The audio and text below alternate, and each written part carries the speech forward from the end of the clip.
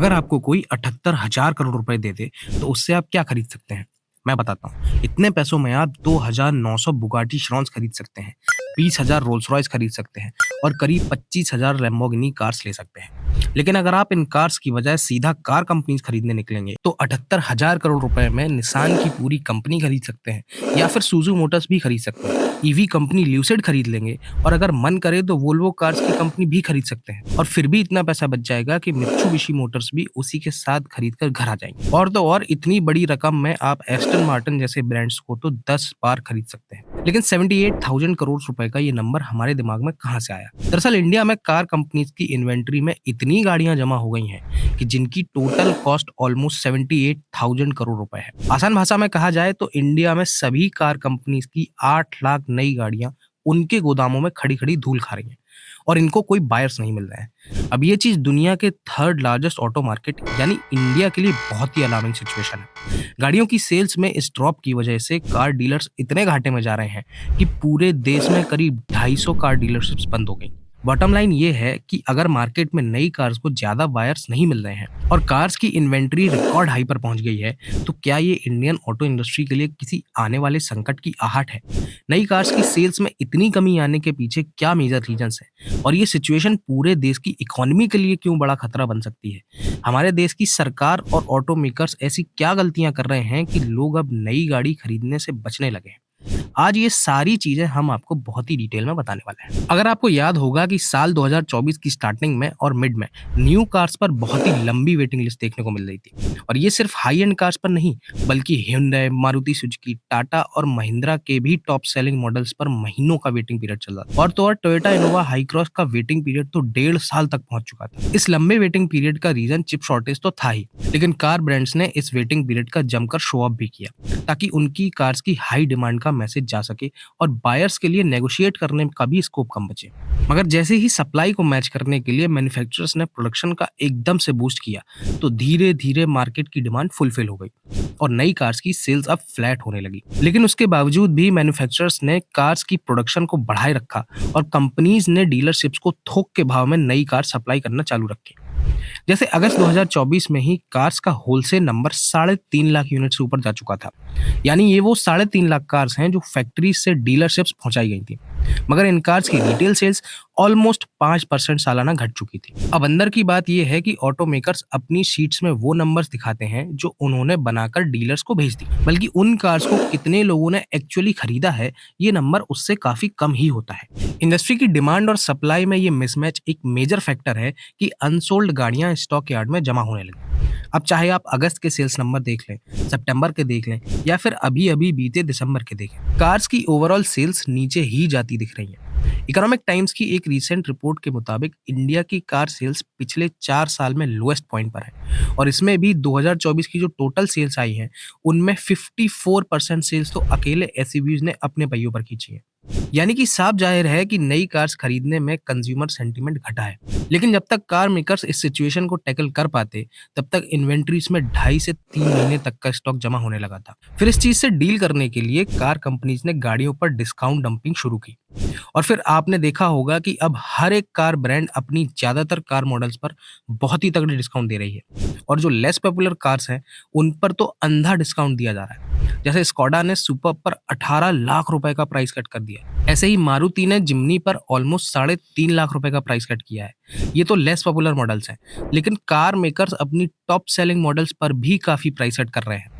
जैसे बलेनो के 2024 मॉडल पर 62,000 तक का डिस्काउंट दे रहे हैं, सियाज पर 60,000 का डिस्काउंट है, फ्रोंक्स पर भी 50,000 और ग्रैंड विटारा जो कि इतनी बिकती है इस पर भी मारुति सुजुकी 1 लाख से ज्यादा का डिस्काउंट दे रही है। और यही हाल इंडिया के second largest car company Hyundai का भी है। इनकी भी ग्रैंड आई10 नियोस पर लगभग 70,000 का डिस्काउंट है, i20 पर 65,000 का डिस्काउंट है, वरना पर 80,000 तक का डिस्काउंट है और इवन Hyundai की Ioniq 5 पर तो 2 लाख तक का डिस्काउंट मिल रहा है। अगर आपने गौर किया हो तो मैंने जो डिस्काउंट्स आपको दिखाए हैं वो 2024 के साथ ही 2023 में मैन्युफैक्चर्ड मॉडल्स पर भी मिल रहा है, जिसका मतलब ये है कि अपनी मोस्ट सेलिंग कार्स के भी इन कंपनीज के पास अभी तक 2023 का ही स्टॉक अनसोल्ड पड़ा हुआ है और अब हम 2025 में इसी स्टॉक के साथ एंटर कर चुके हैं। यानी कि मार्केट की हालत जितनी दिख रही है, उससे कहीं ज़्यादा खराब है। लेकिन शॉकिंग बात तो ये है कि इतने हेवी डिस्काउंट के बाद भी इन गाड़ियों की सेल्स बढ़ नहीं पाई। तो इस सिचुएशन के लिए एक नहीं बल्कि कई सारे फैक्टर्स हैं। इसमें सबसे पहला फैक्टर तो खुद ऑटोमेकर्स ही है, क्योंकि साल 2024 में सभी कार कंपनीज ने अपनी कार्स के back to back major facelift launch किए। इससे हुआ क्या कि कंज्यूमर्स ने अपनी कार परचेजिंग के प्लान शिफ्ट किए, क्योंकि कोई भी अपनी नई गाड़ी का पुराना मॉडल नहीं खरीदना चाहता। लिहाजा न्यू लॉन्चेस और फेसलिफ्ट की वजह से प्रीवियस मॉडल्स की सेल्स एकदम से नीचे गिरती है, जिस वजह से इन्वेंट्रीज में प्री फेसलिफ्ट मॉडल्स की लाखों गाड़ियां अनसोल्ड खड़ी रह जाती हैं और इन्हें तगड़े डिस्काउंट के बाद भी कोई नहीं खरीदने को तैयार होता। अगर आप 2024 की पूरी टाइमलाइन को देखेंगे तो किया सोनेट और Seltos, hyundai Creta, Tata Punch EV, Maruti Suzuki Swift और फिर डिजायर और होंडा अमेज जैसी कार्स के फेसलिफ्ट लॉन्च हुए और ये इंडिया की मोस्ट सेलिंग कार्स भी हैं, जिस वजह से इन गाड़ियों का पुराना स्टॉक ऐसा का ऐसा ही रखा रह गया और कार डीलरशिप्स की इन्वेंट्रीज पर लोड बढ़ता ही चला गया। कार की सेल्स डिप होने के पीछे एक ऐसा भी कारण है जिसे कम ही लोग नोटिस कर पाते हैं और ये है एक्सट्रीम वेदर कंडीशंस और इलेक्शंस। अब स्टॉक्स की इस रिपोर्ट के अकॉर्डिंग इस साल एक्सट्रीम हीट की वजह से शोरूम वॉक-इन्स में 15% तक की गिरावट देखने को मिली थी, जो अल्टीमेटली पुअर सेल्स में कंट्रीब्यूट कर गई, क्योंकि अपने यहाँ अभी यूएस की तरह ऑनलाइन कार्स खरीदने को उतनी प्रेफरेंस नहीं दी जाती। अब जैसे ही गर्मी गई तो साउथ इंडिया, ईस्ट इंडिया और नॉर्थ के भी स्टेट्स ने भयंकर फ्लड्स की मार झेली, जिसमें गुजरात, बिहार, हिमाचल प्रदेश, केरला, तमिलनाडु और तेलंगाना जैसे स्टेट्स में फ्लड और लैंडस्लाइड देखने को मिली। इस वजह से लाखों लोग अफेक्ट हुए, जिससे अल्टीमेटली लाखों लोगों की परचेसिंग पावर खत्म हो गई। इस सब के साथ ही साल 2024 में जनरल इलेक्शंस भी हुए, जिसकी वजह से पूरे देश में मार्च से जून तक मॉडल कोड ऑफ कंडक्ट लगा रहा, यानी कि कोई भी बड़ा कैश अमाउंट कैरी करके नहीं चल सकता था और इससे भी major part of car sales affect होती हैं, क्योंकि आज भी इंडिया में बहुत सारे लोग डायरेक्ट कैश में गाड़ियां खरीदते हैं। अब इसमें नेक्स्ट फैक्टर है एसयूवीज। इकोनॉमिक टाइम्स की रिपोर्ट में बताया गया था कि 2024 में टोटल कार सेल्स में 54% शेयर अकेले एसयूवीज का था, यानी कि एसयूवीज अब दूसरे कार सेगमेंट की सेल्स भी खा रही हैं, जिसमें सबसे बड़ा ड्रॉप देखने को मिला है हैचबैक्स या एंट्री लेवल की कार्स में। साल 2018 में जहां टोटल कार सेल्स में 47% शेयर हैचबैक्स का ही हुआ करता था, वो 2024 आते आते 27% पर ही सिमट गया और अब यही कारण है कि इंडिया में ज्यादातर कार मेकर्स ने हैचबैक या एंट्री लेवल कार्स बनाना ही बंद कर दिया है और जो मारुति सुजुकी और hyundai जैसे ब्रांड हैं, वो भी अपनी एंट्री लेवल कार्स को एंट्री लेवल प्राइस पर बेच नहीं पा रहे हैं, यानी कि बजट कार्स अब लोगों के बजट से ही बाहर चली गई, क्योंकि आज के टाइम पर आप कोई भी एंट्री लेवल कार लेने जाएंगे तो ऑन रोड उस गाड़ी की कीमत हर हाल में 6 लाख तक पहुंच ही जाएगी।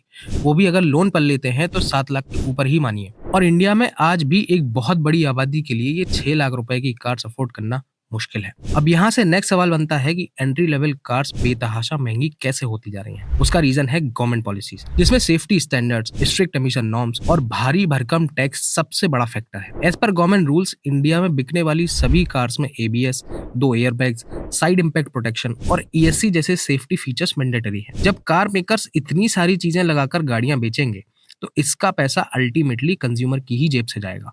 ऊपर से BS6 फेज 2 आने के बाद सभी इंटरनल कंबशन इंजन्स का एमिशन कंट्रोल करने के लिए गाड़ी में बहुत सारे महंगे सेंसर्स, कैटालिटिक कन्वर्टर्स और चिपसेट्स लगाने पड़ रहे हैं और इसकी वजह से बजट कार्स और भी ज्यादा महंगी होती जा रही हैं। लेकिन इंडिया में कार्स महंगी होने का सबसे मेजर फैक्टर है भारी भरकम टैक्स।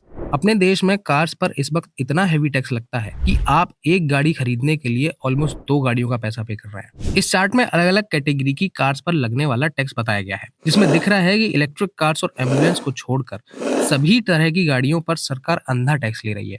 इंजन वाली गाड़ियों में सबसे कम टैक्स 29% एंट्री लेवल कार्स पर लगता है। लेकिन मैं पहले ही बता चुका हूं कि इंडिया में हैचबैक्स का मार्केट बहुत तेजी से खत्म हो रहा है और इंडिया में इस वक्त सबसे ज्यादा बिक रही हैं मिड साइज्ड कार्स और एसयूवीज, जिन पर सरकार आपसे 43 से 50% तक टैक्स वसूल रही है। और यही वजह है कि एक नई गाड़ी खरीदना अब बहुत बड़ी आबादी के लिए सपना ही रह जा रहा है। लिहाजा अब लोग मजबूरी में प्री ओन्ड कार्स का रुख कर रहे हैं, क्योंकि एक तो अब इंडिया में सेकंड हैंड कार्स को लेकर सोसाइटी का नजरिया पॉजिटिव हो रहा है और अब खुद बड़ी-बड़ी कंपनीज भी प्री ओन्ड कार्स बेच रही हैं, जिससे कंज्यूमर्स को कम पैसे में अच्छी और रिलायबल कार्स मिल जाती हैं। हालांकि सरकार ने 18% टैक्स तो यूज्ड कार पर भी थोप ही दिया है। तो अब इस सब का सोल्यूशन क्या है? बॉटम लाइन ये है कि ऑटो इंडस्ट्री का ये पूरा क्राइसिस कंज्यूमर की परचेजिंग पर ही टिका हुआ है और कंज्यूमर की परचेजिंग पावर बढ़ाने के लिए सीधे-सीधे सरकार को ही मेजर स्टेप्स लेने होंगे। सरकार अगर कार मेकर्स को सीधे मदद नहीं करना चाह रही है, तो इन्वेंट्री में पड़ी 2023 और 24 मॉडल की कार्स पर टेम्परेरी टैक्स रिलैक्सेशन दे सकती है, ताकि ये गाड़ियां आसानी से बिक सकें। आप सोचेंगे कि सरकार क्यों ही कार्स की सेल्स के लिए इतना लोड लेगी, लेकिन सच बात यह है कि हमारा ऑटो सेक्टर इंडिया की जीडीपी में 7% से ज्यादा का कंट्रीब्यूशन देता है।